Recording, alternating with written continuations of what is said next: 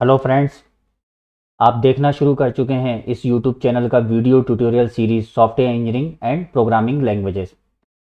Chapter 1 हम देख चुके हैं, जो ओरिएंटेशन प्रोग्राम था, जिसमें हमने बताया था कि इस प्रोग्राम के अंदर आप क्या क्या चीज़ें सीखेंगे और क्या क्या चीज़ हम कवर करेंगे। और आपको बताया गया था कि क्यों सॉफ्टवेयर इंजीनियरिंग की इम्पोर्टेंस है और प्रोग्रामिंग लैंग्वेज की कितनी इम्पोर्टेंस है। ये हमने उसमें काफ़ी चीज़ें कवर करी। और हम इस आगे 30 आवर्स में हम क्या सीखेंगे, कैसे सीखेंगे, वो हमने उसमें डिफ़ाइन किया था। जिसमें लेक्चर 1.1 था, जहाँ पर हमने डिफ़ाइन किया था कि इश्यूज़ ऑफ प्रोग्रामर और इश्यूज़ ऑफ सॉफ्टवेयर डेवलपमेंट क्या थे। 1.2 था सॉफ्टवेयर डेवलपमेंट मेथड्स, इंजीनियर के मेथड्स और प्रोग्रामर की मेथड्स। 1.3 में हमने डिफाइन किया था what is software engineering and इसके जो भी चेंजेस आए हैं, जो अब तक में हमें इवॉल्व होके जो मिला है। Why is it necessary to move on software engineering, हम सॉफ्टवेयर इंजीनियरिंग पे क्यों मूव करें, हम क्यों प्रोग्रामर से सॉफ्टवेयर इंजीनियरिंग पे मूव करें। और 1.5 में मैंने बताया था कि हमारे जो इस वीडियो ट्यूटोरियल्स में हमारी लर्निंग मेथड्स क्या होगी और कौन कौन से कंटेंट्स और प्रोग्रामिंग लैंग्वेजेस और टॉपिक्स कवर किए जाएंगे, ये हमने बताया था। आज हम इस टॉपिक में हम आपको बता रहे हैं, जो कि हमारा है 2.2, जिसमें हम बताएंगे हमारा चैप्टर 2 जो है वो फ्रंट एंड या क्लाइंट एंड हम प्रोग्रामिंग बोल सकते हैं, जिसमें कई सारी लैंग्वेजेस आती हैं। कौन कौन सी लैंग्वेजेस आती हैं?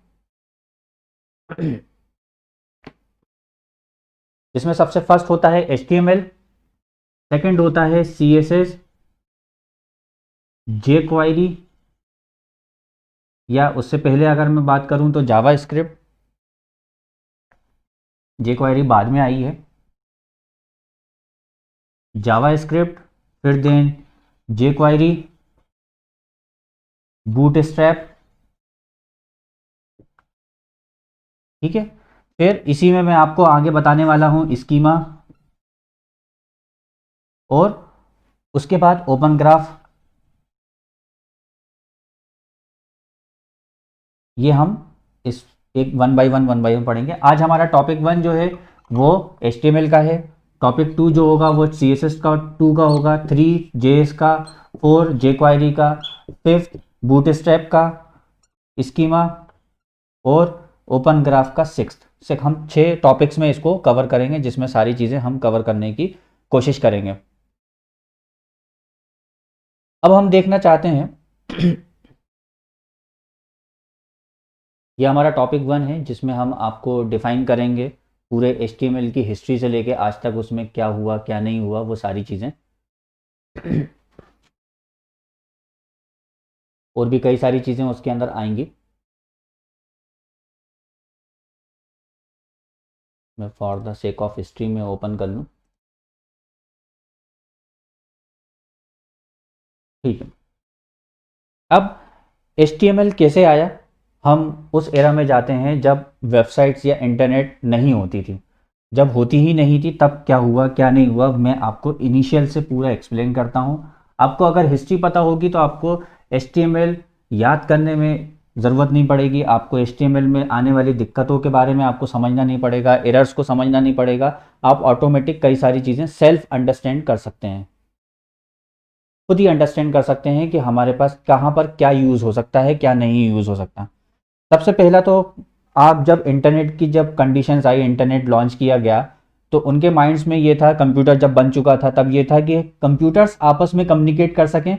इसके लिए उन्होंने इंटरनेट डिफाइन करा, एक नेटवर्किंग बनाई, लैन बनाया, वैन बनाया, मल्टीपल टाइप्स ऑफ चीज़ें बनाई। और जब इंटरनेट डिफाइन हो गया कि आपस में सिस्टम्स कैसे कम्युनिकेट्स करेंगे और डेटा शेयरिंग करेंगे, तो उन्होंने इंटरनेट बनाया, जिसके लिए एक प्रोटोकॉल होता था IP, इंटरनेट प्रोटोकॉल। जो 32 बिट का इनिशियली जो आया था वो 32 बिट का ही आया था, जिसमें हम 3 डॉट्स के डेफिनेशन में हम उसको डिफाइन करते थे, या 4 उसके सेक्शंस होते थे। जैसे आपने अभी तक देखा होगा IP एड्रेस का फॉर्मेट क्या होता है, 192.168.1.0, ये कई लोगों ने देखा होगा। तो हमने आपस में इंटरनेट जो डिवाइसेस होते थे, रूटर्स होते थे, जो भी सर्वर्स होते थे, उनको आपस में कनेक्टिविटी के लिए, नेटवर्किंग के लिए, इंटरनेट के लिए हमने सिस्टम्स को एक IP एड्रेस देना शुरू करा, जो एक एड्रेस होता था, न्यूमेरिक फॉर्मेट में होता था, और 3 डॉट्स होते थे, डेट इज इंटरनेट प्रोटोकॉल। उसी के साथ ही साथ इंटरनेट के बारे में भी ये सोचा गया कि किस तरीके से हम अपना नॉलेज एक दूसरे को शेयर करेंगे, जो नॉन टेक्निकल भी हैं, लेकिन सिस्टम का हमें कंप्यूटर्स का यूज़ बढ़ाना था, कंप्यूटर्स को सेल बढ़ानी थी, सिर्फ प्रोग्रामर्स तक या इंटेलेक्चुअल्स तक, या जो आईटी सेक्टर जो कंप्यूटर साइंस के थे उसे उन तक सीमित नहीं रखना था, हमें उसको कंज्यूमेबल बनाना था। तो उसको कंज्यूमेबल डिवाइस में बनाने के लिए हमने नेटवर्किंग से जोड़ी, प्लस साथ ही साथ हमने ये सोचा है कि लोग अपने नॉलेज को किस तरीके से शेयर करेंगे और लोगों के लिए ईजी करें कि वो भी अपने नॉलेज को डिफाइन करके अपने इंटरनेट पे या अपने सिस्टम पे या अपने सर्वर्स पे डाल के लोगों तक सर्कुलेट करेंगे। अब हम प्रिंटेड डिवाइसेस पे या प्रिंटेड बुक्स पे या पेपर्स पे डिपेंडेंसी नहीं, अब उसको हम खत्म करके सिस्टम पे लाना चाह रहे थे, जिसमें हम मल्टीपल बुक्स, बहुत सारी लाइब्रेरी का, बहुत बड़े ब्लॉक की लाइब्रेरी और बहुत कंफ्यूजिंग और बहुत सर्च और ये सब बुक्स ढूंढना ये बहुत मुश्किल होते थे। तो हर चीज़ों को रीड करना, हर चीज़ की रीडिंग मटेरियल्स को कंप्यूटर्स फील्ड में लेकर आना, वो भी इंटरनेट के थ्रू। तो एक हमें एक ऐसी लैंग्वेज की ज़रूरत थी, एक प्रोटोकॉल्स की ज़रूरत थी कि किस तरीके से लोग अपना नॉलेज एक दूसरे से शेयर करेंगे और किस तरीके से लोग अपने नॉलेज को पढ़ेंगे, लर्न करेंगे, एजुकेट होंगे, ये कैसे होगा। उसके लिए उन्होंने एक सबसे पहला जो प्रोटोकॉल बनाया वो बनाया triple W protocol means world wide web. Web क्यों बोल रहे हैं? क्योंकि ये सब जो डेटा था वो एक दूसरे से कहीं ना कहीं रेफरेंस के तौर पे लिंक था। मतलब हम जब एक बुक पढ़ते हैं, एक बुक पढ़ते हैं, बुक के एक पेज पे कोई कंटेंट लिखा होता है, उस कंटेंट पे रेफरेंस लिखा होता है कि ये पर्टिकुलर कंटेंट हमने कहाँ से लिया हुआ है, उस बुक का रेफरेंस होता है। फिर हम उस बुक को एक टैग लगा के हम वहां पर स्टॉप कर देते हैं और उस बुक को फिर से लेकर आते हैं कि उस बुक में फर्दर उस पर्टिकुलर कंटेंट को समझने के लिए हमें फर्दर रीडिंग करनी है। फिर उसमें भी कोई ऐसा कंटेंट होगा जो रेफरेंस कंटेंट होगा, फिर हम उसको स्टॉप करते हैं, फिर फर्दर हम बुक्स लगाते हैं। मतलब कहीं ना कहीं वो एक दूसरे से, सब एक दूसरे से लिंकअप होती हैं, सब एक दूसरे से कहीं ना कहीं लार्ज अमाउंट ऑफ डेटा से लिंकअप होती हैं, नंबर ऑफ बुक से इंटरनेट लिंक्स होती हैं। मतलब एक तरीके का जाल बनता चला जाता है। मतलब एक बुक है, वो बुक रेफरेंस कर रहा है अगले बुक में, उसमें भी कई सारे टॉपिक्स ऐसे हैं जो अलग अलग रेफरेंस कर, अलग अलग टॉपिक का अलग अलग रेफरेंस है, अलग अलग टॉपिक का अलग अलग रेफरेंस है। उसमें भी कोई टॉपिक ऐसा हो सकता है जो किसी और से रेफरेंस हो सकता है, उसमें भी कोई टॉपिक हो सकता है जो किसी और से रेफरेंस हो सकता है, किसमें भी हो सकता है। तो एक जाल, मकड़ी के जाल की तरह वहां पर है ना बनता चला रहा है।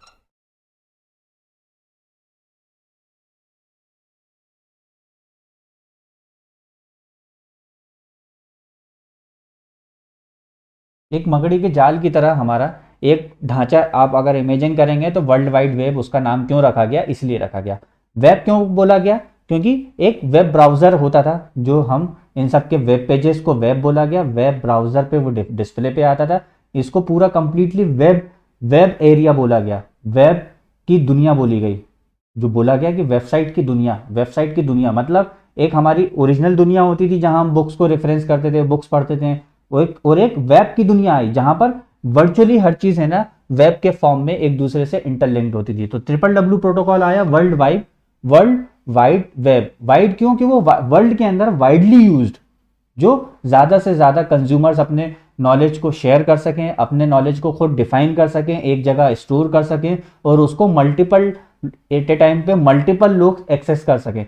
एक बुक को एक बार में एक ही व्यक्ति पढ़ता है, लेकिन यहां पर क्या हुआ, एक जगह हमारा नॉलेज को लाखों सैकड़ों लोग एक साथ पढ़ सकते हैं सर्वर्स के थ्रू। तो ट्रिपल डब्ल्यू प्रोटोकॉल आया। ट्रिपल डब्ल्यू प्रोटोकॉल के साथ अब एक प्रॉब्लम्स और खड़ी हुई कि अब लोग अपना नॉलेज को लिखेंगे कैसे, अपने नॉलेज को कैसे डिफाइन करेंगे, और लोग किस तरीके से डिस्प्ले होगा और कैसे उसको हम नॉलेज को पढ़ेंगे, क्या डिस्प्ले में आएगा। और जैसे अगर मैं हूं, अगर मुझे आईटी के बारे में कुछ भी नहीं पता, मैंने उस टाइम की अगर मैं बात करूं 90s से पहले की, 80s से पहले की, तो मैंने कंप्यूटर ले लिया, नेटवर्किंग ले ली, इंटरनेट से मैं कनेक्ट हो गया, मैं अपने नेटवर्क से कनेक्ट हो गया। तो अब मुझे अपने नॉलेज को, अपने बुक्स को, अपनी न्यूज़ को, अपने अखबार को, कोई भी रिटर्न टेक्स्ट को वेब के फॉर्म में मैं कैसे लिखूंगा। हमें एक सिंपल लैंग्वेज की जरूरत थी जो कोई भी अंडरस्टैंड कर सके, जल्दी से जल्दी अंडरस्टैंड कर सके और उसको अपने नॉलेज को वहां राइट अप कर सके। तो वहां पर एक लैंग्वेज की डेफिनेशन आई जिसको हमने बोला HTML। HTML आया, HTML क्या है? HTML का फुल फॉर्म होता है hyper text markup language. What do you mean by hyper text? Hyper text, सबसे पहले हाइपर टेक्स्ट बता देता हूं कि एक ऐसा टेक्स्ट जो अगले रेफरेंस कंटेंट को या अगले रेफरेंस वेब पेजेस को लिंक करे, अगले रेफरेंस को लिंक करे, मींस हाइपर टेक्स्ट।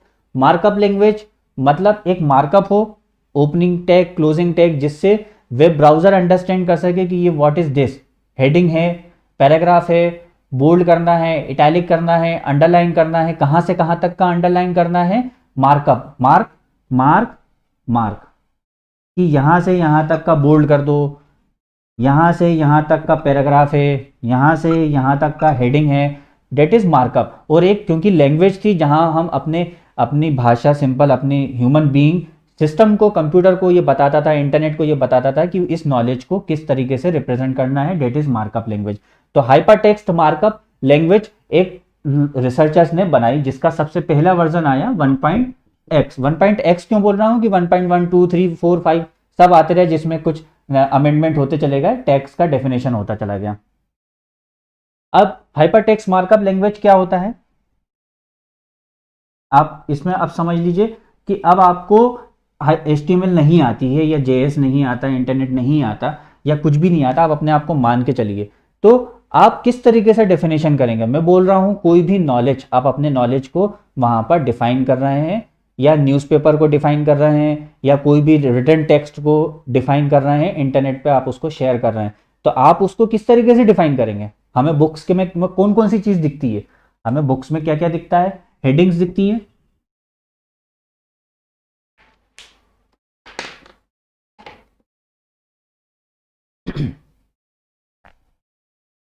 मैं पूरा ये कंप्लीट हटाता हूं।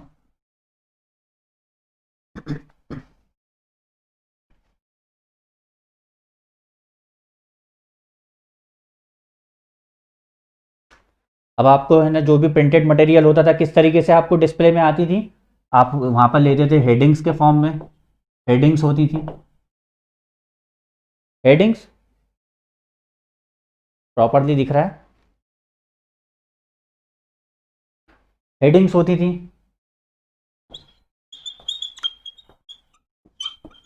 पैराग्राफ होता था, हमें बोल्ड करने का, इटैलिक करने का, अंडरलाइन करने का ऑप्शन होना चाहिए था, बोल्ड, इटैलिक, अंडरलाइन, कोई पिक्चर दिखाने का ऑप्शन होना चाहिए था, इमेज, ठीक है। और हाइपर टेक्स्ट है, मतलब हम एक कंटेंट पे क्लिक करेंगे तो अगला कंटेंट खुलेगा, मतलब हाइपर लिंक,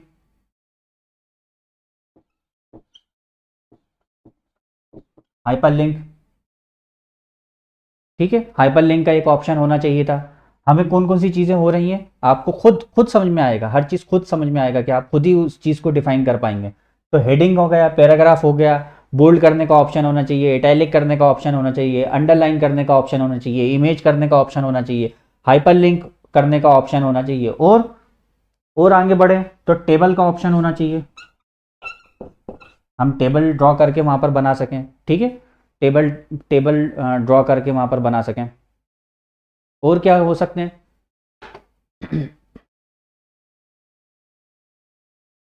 ठीक है, और लिस्ट, लिस्ट हमें डिफाइन करनी है, लिस्ट टेबल के साथ आ जाती है, लिस्ट। और क्या हो सकते हैं?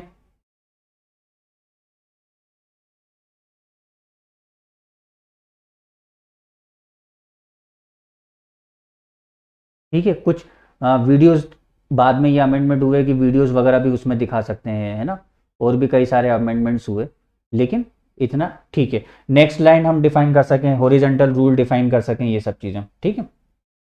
अब HTML में इसके मार्कअप मार्कअप बनाने थे, मार्कअप बनाने के लिए आप क्या करोगे? आप खुद ही अगर मार्क अगर बनाना है कहीं से कहां तक, कि कहां से कहां तक का हेडिंग बने, कहां से कहां तक का पैराग्राफ है, कहां से कहां तक का बोल्ड करना है, कहां से कहां तक का अंडरलाइन करना है, तो आप क्या करोगे? मार्कअप बनाओगे। मार्क करते हैं हम, ग्रीन कलर के मार्कर से मार्क करते हैं, तो ओपनिंग टैग और क्लोजिंग क्लोजिंग टैग, मतलब हेडिंग के लिए बनाया गया हेडिंग 1, हेडिंग 2, ऐसे करके अप टू 6 तक, ठीक है, अप टू 6 तक, heading 1, heading 2, heading 3, up to 6 तक, ये हो गया opening tag, getting my point. और ये हो गया क्लोजिंग टैग, मीन्स अब इसके बीच में जो भी लिखा होगा वो हमारा जो सिस्टम है, जो हमारा कंप्यूटर है, वो समझ जाएगा कि इसको हमें लुक लाइक आ हेडिंग 1 हमें इसको डिस्प्ले कराना है। हेडिंग 2 लिखा है तो लुक लाइक आ हेडिंग 2 हमें डिस्प्ले कराना है। ऐसे अप टू S6 तक हमें डिफाइन किया गया। एज वेल एज पैराग्राफ में क्या करोगे आप, पी टैग ओपन और पी टैग क्लोज, ठीक है। पी टैग आ गया। बोल्ड के लिए बी टैग बना, ठीक है, कि हमें यहां से यहां तक का हमें बोल्ड चाहिए। इटैलिक के लिए आई बना कि हमें यहां से लेके यहां तक का आइटम इटैलिक करना है, ठीक है। Opening tag, closing tag. Image, image क्या है कि हमें इमेज एक सोर्स, हमारा एक पिक्चर एक सेव है, पिक्चर अगर सेव है तो उसमें सोर्स होगा, तो that is self closing tag, self closing tag, और उसमें सोर्स डिफाइन होगा कि पिक्चर्स की लोकेशन होगी कि वो पिक्चर कहाँ से डिस्प्ले में आएगा। और सेल्फ क्लोजिंग, सेल्फ क्लोजिंग मतलब वहां से वहां तक कुछ करना नहीं है, वहां पर पिक्चर डिस्प्ले कराना है, तो self closing tag. Self closing tag और भी होते हैं, एक BR टैग होता है जो सेल्फ क्लोजिंग टैग होता है, ब्रेक लाइन, मतलब यहां से न्यू लाइन करनी है। एक हॉरिजॉन्टल रूल, एक सेल्फ क्लोजिंग टैग होता है, मतलब यहां पर एक हॉरिजॉन्टल रूल की एक पतली सी लाइन बनानी है। ये सेल्फ क्लोजिंग टैग्स भी डिफाइन किए गए। फिर हाइपरलिंक आया कि यहां से लेके यहां तक का टेक्स्ट जो है, ये जो कंटेंट है, ये किसी और जगह, किसी और वेब पेजेस या किसी और नॉलेज का रेफरेंस्ड कंटेंट है, तो ये हाइपरलिंक है। तो उसका टैग होता है A और HREF, ये हम यहां पर डिफाइन करते हैं। उसका URL वो कहां पर मिलेगा, और ओपनिंग टैग, क्लोजिंग टैग, ठीक है। टेबल आया, टेबल के अंदर कौन कौन सी चीज होती है, टेबल का ओपनिंग टैग और क्लोजिंग टैग, ठीक है। और उसके अंदर टेबल के अंदर होती है TR, टेबल रो का ओपनिंग टैग और टेबल रो का क्लोजिंग टैग, ठीक है। और टेबल रो के अंदर दो तरह के सेल्स हो सकते हैं, दो तरह के डिस्प्ले ऑफ वैल्यूज हो सकती हैं। टेबल की हेडिंग होती है और टेबल का डेटा होता है। तो वो किस टैग में आता है, TH में आता है और TD में आता है, ठीक है। टेबल तक हो गया कंप्लीट। उसके बाद लिस्ट, लिस्ट के लिए दो तरह की लिस्ट होती है, ऑर्डर लिस्ट और अनऑर्डर्ड लिस्ट। मैं यहां पर डिफाइन कर देता हूं, दो तरह की लिस्ट होती है, ऑर्डर लिस्ट और अनऑर्डर्ड लिस्ट। ऑर्डर लिस्ट क्या, न्यूमेरिक में जो 1 2 3 करके एक लिस्ट आती है, और यूएल क्या, अनऑर्डर्ड लिस्ट, मतलब बुलेटेड लिस्ट जो आती है। अब यहां से list open close, UL open और यूएल क्लोज, ठीक है। अब पहला पॉइंट, पहला न्यूमेरिक का पॉइंट या अनऑर्डर्ड लिस्ट का पहला पॉइंट, वो LI टैग में डिफाइन किया जाता है, ठीक है।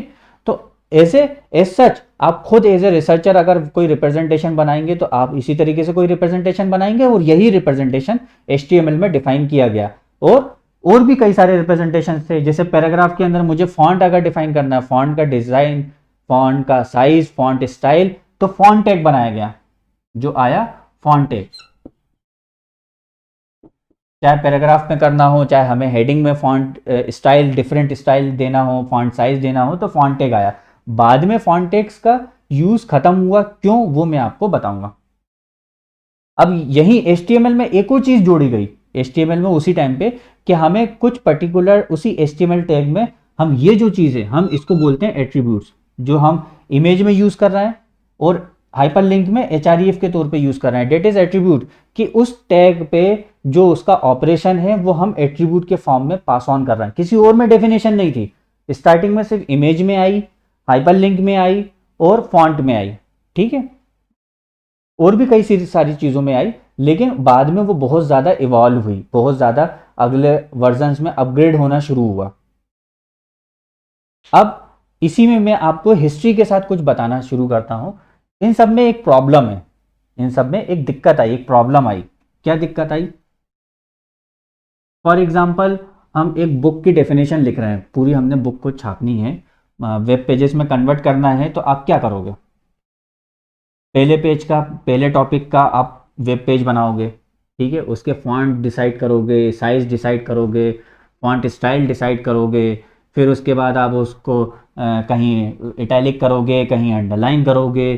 फिर उसके बाद अगले टॉपिक का सेम कंसेप्ट, अगर फिर उसमें हेडिंग 1 होगा, हेडिंग 2 होगा, हेडिंग 3 होगा, हेडिंग 4 होगा, फिर उसमें अगेन आपको वेब पेजेस में फॉन्ट स्टाइल, इटैलिक, अंडरलाइन सब चीज़ लिखनी है। मतलब हमारा जो लाइन ऑफ कोड है वो बहुत ज़्यादा लिखना पड़ रहा है। मतलब स्टार्टिंग में जिन्होंने HTML यूज़ करा उनके लिए क्या प्रॉब्लम आती थी कि वो ये कहते थे कि भाई साहब मेरा तो मैं चैप्टर 1 है, हर चैप्टर में 10-10 टॉपिक हैं, है ना, और ऐसे करके चैप्टर मेरे यूनिट्स हैं, हर यूनिट में 10-10 चैप्टर हैं और हर चैप्टर में 10-10 टॉपिक्स हैं, तो मेरी कितनी लेंदी टॉपिक्स कवर हो रहे हैं। हर एक में मैं, है ना, हेडिंग 1 चैप्टर का टाइटल, हेडिंग 1 में यूनिट का टाइटल, हेडिंग 2 में टॉपिक्स का टाइटल, हेडिंग 3 में ये डिफाइन कर रहा हूँ, फिर हर एक की फॉन्ट स्टाइल डिफाइन कर रहा हूँ, बार बार मैं कोडिंग्स को लिख रहा हूँ। तो प्रॉब्लम्स क्या होती थी, बहुत ज़्यादा लाइन ऑफ कोड मुझे लिखना पड़ता था। सबसे पहली प्रॉब्लम, बहुत ज़्यादा लाइन ऑफ कोड लिखना पड़ता था। ठीक है, बहुत ज़्यादा लाइन ऑफ कोड लिखना पड़ता था। दूसरा,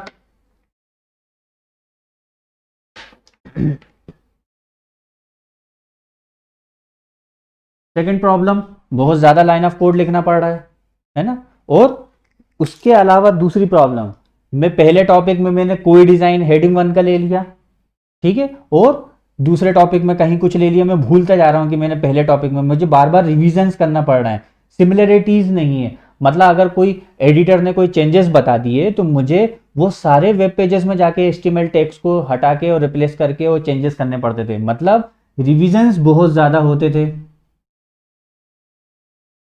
ठीक है, रिविजन्स बहुत ज़्यादा तो होते थे, बहुत ज़्यादा लाइन ऑफ कोड, मतलब मैं इसको कचरा बोल सकता हूँ, गार्बेज, बहुत ज़्यादा लिखना पड़ता था। ठीक है, रिविजन्स बहुत ज़्यादा होते थे। ठीक है, और सिमिलैरिटी नहीं होती थी, सिमिलैरिटी नहीं होती थी, सिमिलर नहीं होते थे। एक जगह जो मैंने पैराग्राफ की डेफिनेशन करी, अगर मेरे को वो पैराग्राफ की डेफिनेशन अगर मुझे 10,000 जगह डिफाइन करना पड़े, 10,000 लाखों में पैराग्राफ्स होते थे, हर एक पैराग्राफ की फॉन्ट स्टाइल मुझे डिफाइन करना पड़ेगी, हर एक की बोल्ड, इटैलिक, ये सब प्रॉब्लम्स मुझे आती थी।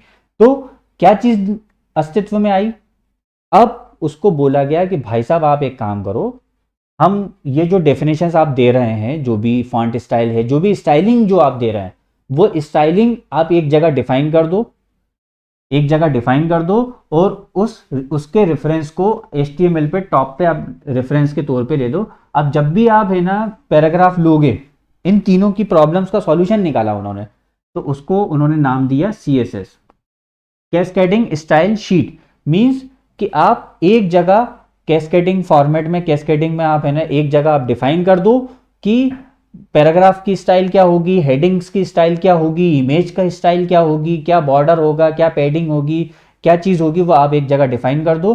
और उस HTML, उस CSS को एक जगह रेफरेंस के तौर पे ले लो, और जैसे ही रेफरेंस आप लोगे तो ऑटोमेटिक, आप चाहे लाखों पैराग्राफ लिखे हों, हज़ारों लिखे हों, तो आपके लाइन ऑफ कोड बार बार आपको डिफाइन भी नहीं करना पड़ रहा, और साथ ही साथ आपके लाइन ऑफ कोड भी कम हो गया, गार्बेजिंग भी कम हो गई, कोड रीयूज का यहां पर कंसेप्ट आया, जिसको बोला गया CSS।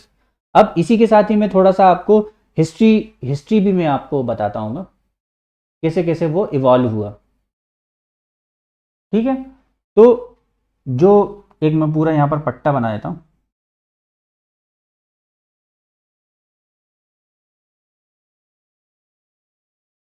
कौन कौन सा एरा था, स्टार्टिंग एरा 91 टू 92, उसके बाद 93 टू 94, कहाँ पर क्या क्या हुआ वो मैं आपको सब बताऊंगा।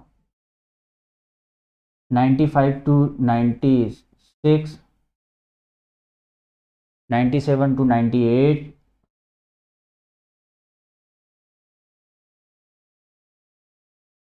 ठीक है। यहाँ पर आया HTML का वर्जन 1, HTML का वर्जन 1 यहाँ पर आया।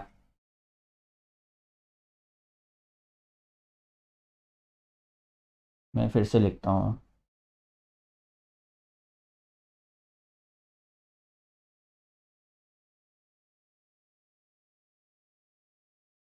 कहाँ से क्या चीज़ आई वो मैं आपको यहाँ पर बता रहा हूँ। तो 91 से 92 के बीच में जो आया वो आया HTML1 1.x। मीन्स कि यहाँ पर जो मैं आपको गार्बेजिंग की जो प्रॉब्लम है, जो फिक्स डिफाइंड टैग्स हैं वो यहाँ पर आ रहे हैं, फिक्स डिफाइंड टैग्स थे वो यहाँ पर आ रहा है। ठीक है, गार्बेजिंग की प्रॉब्लम आई।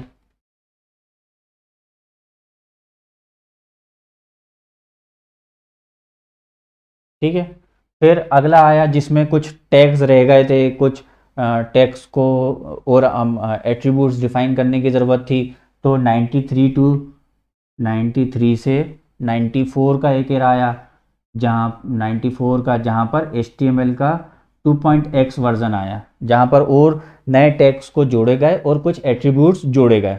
ठीक है, हमें हिस्ट्री रटना नहीं है, मैं तो आपको सिर्फ जस्ट फॉर ये कि आपको पता हो कि एरा में क्या हुआ था, स्टार्टिंग कहाँ से हुई थी, तो आपको HTML को समझने में, अंडरस्टैंड करने में, डिफाइन करने में, उसकी कोडिंग लिखने के लिए आपको उसको याद नहीं करना पड़ेगा, ऑटोमेटिकली वो याद हो जाएगी। ठीक है, फिर जैसा कि मैंने आपको बताया था बहुत ज़्यादा गार्बेजिंग होती थी, बहुत ज़्यादा रिपीटेशंस ऑफ फॉन्ट स्टाइलिंग वगैरह ये सब चीज़ हमें डिफाइन करनी पड़ती थी। तो हमने यहाँ पर एक अगला एरा जो हमारा आया, जो 95 के बाद आया, एक चालू हो गया 95 टू 96 में डिफाइन आ गया CSS, कि हाँ भैया अब हम HTML में CSS का इस्तेमाल करेंगे। साथ ही साथ हमें यहाँ पर एक और नई चीज़ मिल गई, JS जावा स्क्रिप्ट, कि भाई साहब अब आप जावा स्क्रिप्ट का ऑपरेशंस भी कर सकते हैं, कुछ प्रोग्रामेटिकल ही ऑपरेशंस भी कर सकते हैं, कुछ इनपुट्स ले सकते हैं, प्लस माइनस कर सकते हैं, कुछ वैल्यूज़ को जोड़ के एनिमेशन, ये सब जावा स्क्रिप्ट का एक यूज़ वहाँ पर जोड़ा गया, जो कि जावा स्क्रिप्ट का 1 वर्जन ही आया था। उसके बाद बहुत सारे वर्जन अब धीरे धीरे अपग्रेड हो रहे हैं। उसके बाद आगे बढ़ते चले गए तो हमारा 97 टू 98 में CSS2 और HTML4 आया। हमें जो सीधा जो हमें हिट जो जिसका मतलब था वो था डोम, जो कि आया 99 में, जो डिफाइन करता है डोम। डोम का क्या मतलब है कि डोम डोम ये कह रहा था कि जो भी हमारा आउटपुट आ रहा है, जो हम वेब ब्राउज़र पे जो आउटपुट देख रहे हैं, वो वेब ब्राउज़र पे हम उसके कोड को देख सकें, जावा स्क्रिप्ट के कोड्स को देख सकें, जो भी क्लाइंट एंड के प्रोग्रामिंग का हम कोड्स को देख सकें, और क्या हमारा आउटपुट आ रहा है, कहाँ कोई सी प्रॉब्लम है, कोई एरर है, कोई चीज़ दिख रही है, नहीं दिख रही है, टैग्स में कोई एरर है, कोई चीज़ हमारा इनकरेक्टली अगर फॉर्मेट दिख रहा है, तो हमारे पास डोम्स, क्योंकि क्लाइंट एंड एग्जीक्यूशन था तो हमारे पास कोई उसका कंपाइलर तो होता नहीं था कि जो आपको बता सके कि यहाँ पर एरर है, यहाँ पर एरर है, कोई कंपाइलर होना नहीं था, सिंपल सी लैंग्वेज थी, सिंपल मार्कअप लैंग्वेज थी। तो कंपाइलर का ना होने की वजह से हमें एक ऐसी चीज़ की ज़रूरत थी जिसको बोला गया डोम, जहाँ पर हम देख सकें कि डिस्प्ले ऑफ मार्कअप, मार्कअप का डिस्प्ले हो सके कि कहाँ पर मार्कअप में प्रॉब्लम है, कोई की एरर आ रही है, तो हम वहाँ पर देख सकें। इसके बाद और आगे अगर हम आगे बढ़ें तो फिर हमारा 2003 में हमारे पास एक कंसेप्ट आया जिसको हम बोलते हैं वेब 2.0। वेब 2.0 जो बहुत एडवांस लेवल की हमारी वेब 2.0 जो WWW था, वो सब चीज़ें डिफाइन हुई। कौन सी चीज़?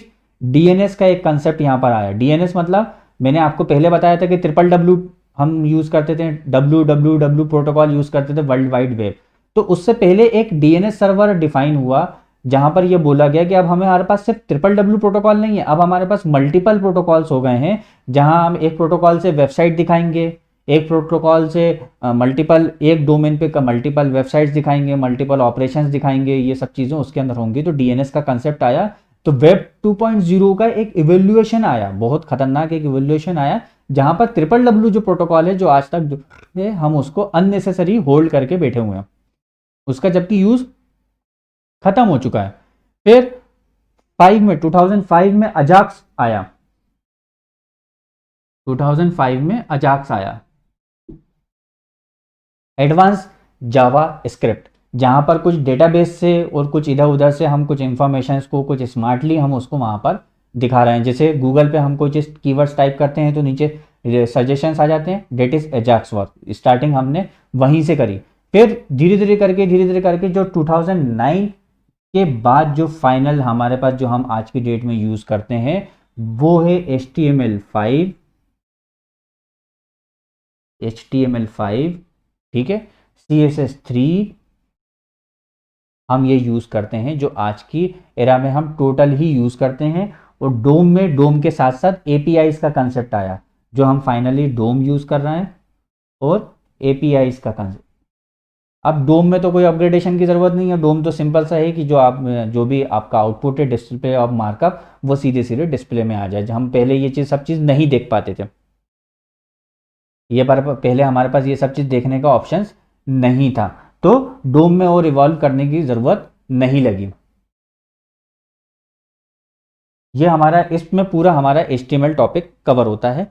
साथ ही साथ अब हम इसका एक एक जो है प्रैक्टिस आवर हम लेंगे, जिसके अंदर हम HTML का पूरा कंप्लीट सेशंस कंप्लीट करेंगे। और अगला टॉपिक जो होगा वो हमारा CSS का होगा। हम CSS की कुछ डेफिनेशंस देखेंगे और उसका प्रैक्टिकल्स आवर हम कंप्लीट करेंगे और असाइनमेंट आवर्स आपको कंप्लीट करना है। 30 आवर्स में ये 30 मिनट्स का ये हमारा HTML टॉपिक कंप्लीट होता है। जिन्होंने चैनल को सब्सक्राइब नहीं किया है और बेल आइकन प्रेस नहीं किया है वो कर दें, ताकि आपको कंटिन्यूसली आपको हमारे लेक्चर्स का, टॉपिक्स का आपको पूरा कंप्लीट अलर्ट्स आ सके। इस वीडियो में बस इतना ही। Thank you.